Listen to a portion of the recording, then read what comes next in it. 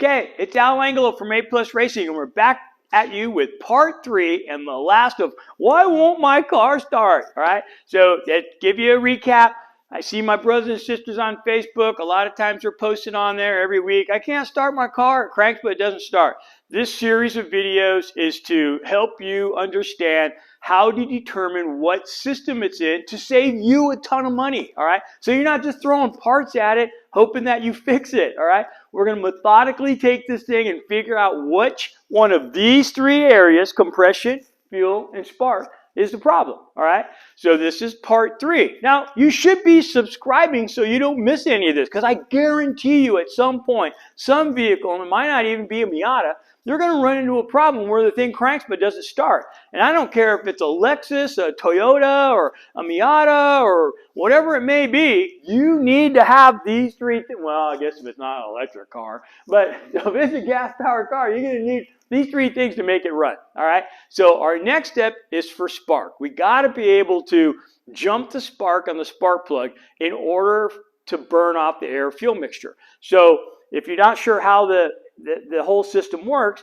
basically what happens is on the intake stroke, the intake valves open up, and then the piston comes down. So this is in a cylinder. The intake valves are open. When I say valve, I mean door, all right? A valve in an engine is nothing more than a door. It's either open or it's closed, all right? So the door is open. When piston comes down, we're going to suck air-fuel mixture into the cylinder.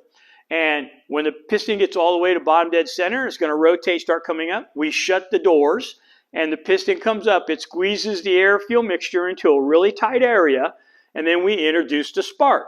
Okay, the spark ignites. It forces the piston down with that explosion. That's the power stroke. When the piston starts to travel back up, we open the exhaust valve, the exhaust doors, and then the piston comes up and it pushes the exhaust out the exhaust valves. Then the exhaust valves shut, the intake valves open, and the whole process is repeated over and over. Okay, so in the case of our Miatas or pretty much any car, we have a coil. All right, so we're going to have a coil that develops a lot of spark, so a lot of electricity, so that we can jump a gap in the spark plug. And so the coil develops a spark. It depends on what kind of system you have, but on most of our Miatas, especially you NAs, we have a spark plug wire that the spark travels down the spark plug wire, then it goes down into the spark plug, which is threaded into the cylinder, and then at the bottom of the spark plug, that's the gap that is jumped, okay? And then it ignites the air-fuel mixture, and we have a big boom, and we're all happy because we're going fast, and your car's running, all right? So what we want to check is that spark. Now, there could be a lot of things, reason why we don't have spark, and it kind of depends on the kind of vehicle you have, but this is just to determine, is it spark, is it compression, or is it fuel? All right, so let's come out here to the car again, and we'll look at it. Okay, so once again, we got our 1991 Spec Miata here. Yeah, came in here for a rear end, and we had to do some other things. Oh, the steering column came loose on the rack, so we replaced the steering bushings in it.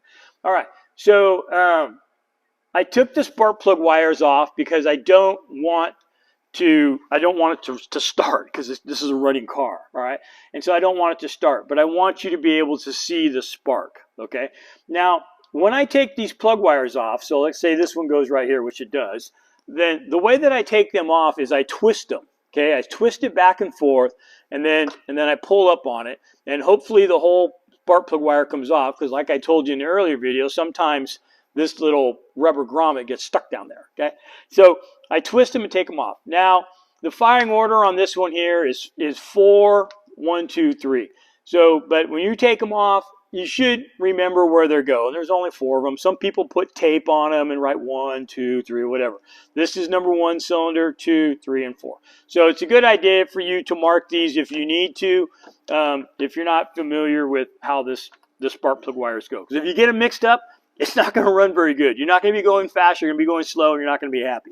All right, so let's go ahead and check to see if this car has spark. And what I use is a Phillips screwdriver, okay? You can use anything metal, but I prefer Phillips screwdriver because I'm going to stick it in here. All right, so basically all I'm going to do is I'm going to stick the Phillips screwdriver in here. I'm going to hold the screwdriver about 1/4 of an inch away from something metal. Now, don't be touching this part.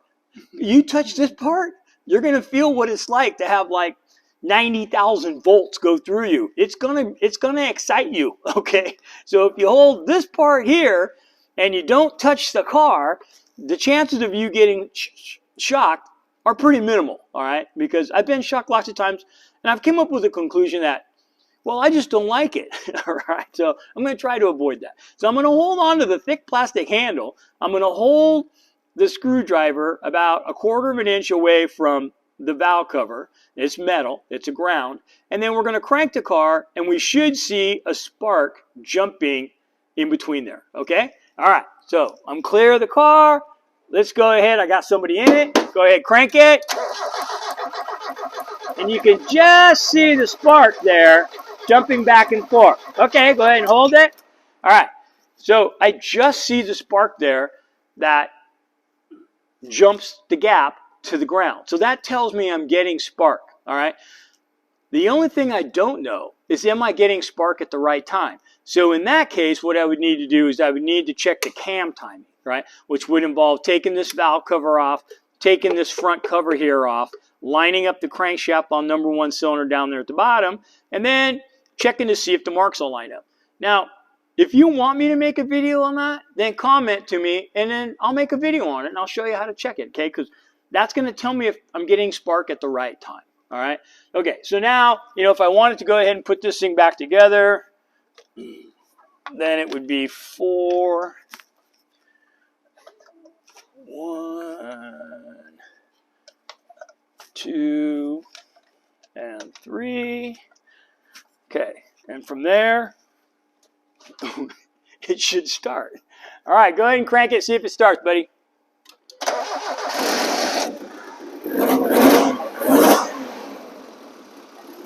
All right. Tidy this up the way it was. Okay, go ahead and turn it off. All right. Now you know the 3 steps of what you need to do in order to see, why does my car not start? It's either going to be compression, fuel, or spark. And you now are educated that you should be able to determine which one it is. And once we determine which one of those ones is not working, then we go ahead and narrow down to what component has failed. All right? I'm Al Angelo from A Plus Racing. I hope you subscribe to my channel. It's all about Miatas, and it's here for you. My Facebook brothers and sisters, thank you for making me aware that this is something that needs to happen. And I'll see you at the racetrack.